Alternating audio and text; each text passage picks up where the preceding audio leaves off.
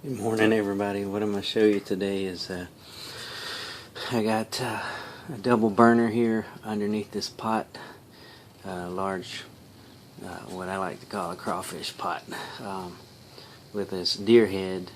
And the deer head was sitting in the freezer for probably about a month, and then I started working on it. We macerated it over here in the corner of the yard.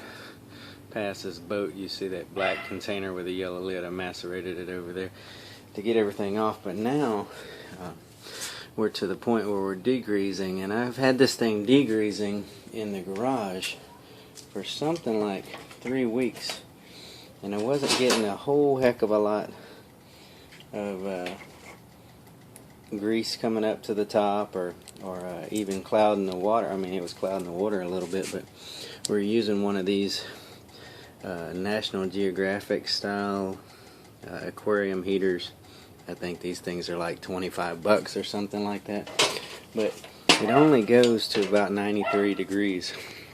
Anyhow, we read a little bit on the forums, and they said that we should bump it up a hair. I think 115 was what they were saying was the optimal, and we did that for a couple days. So now we got some grease coming out of the skull finally, and it's lightening up. From what I can tell, it's lightening up around the antler bases, and you can see how this grease is clouded up the top of the water. It's probably time for me to change this thing. So I figured we'd raise it up and I could show you kind of what it looks like at the moment.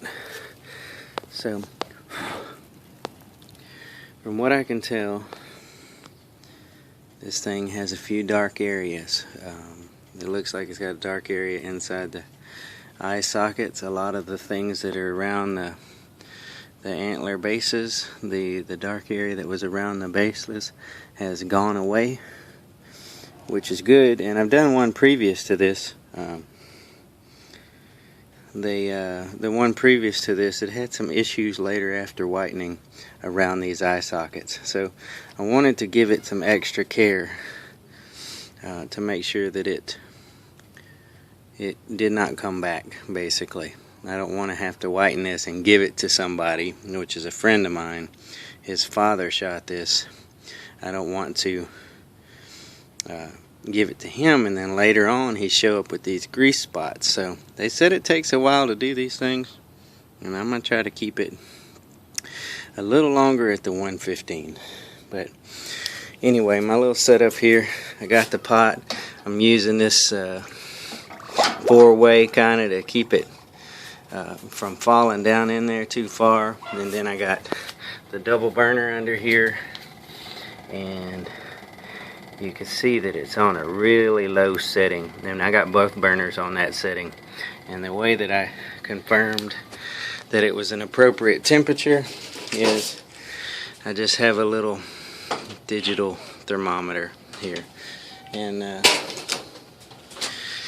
anyhow, I got the rocks stacked up around it just to kind of stabilize it, but also to kind of deflect any kind of wind that might be coming through underneath this porch from the burners.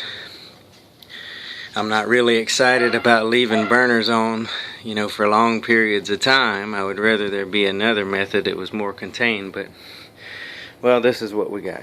Anyhow, it looks like it's doing good for now. We're going to change out this water, and we'll see you next time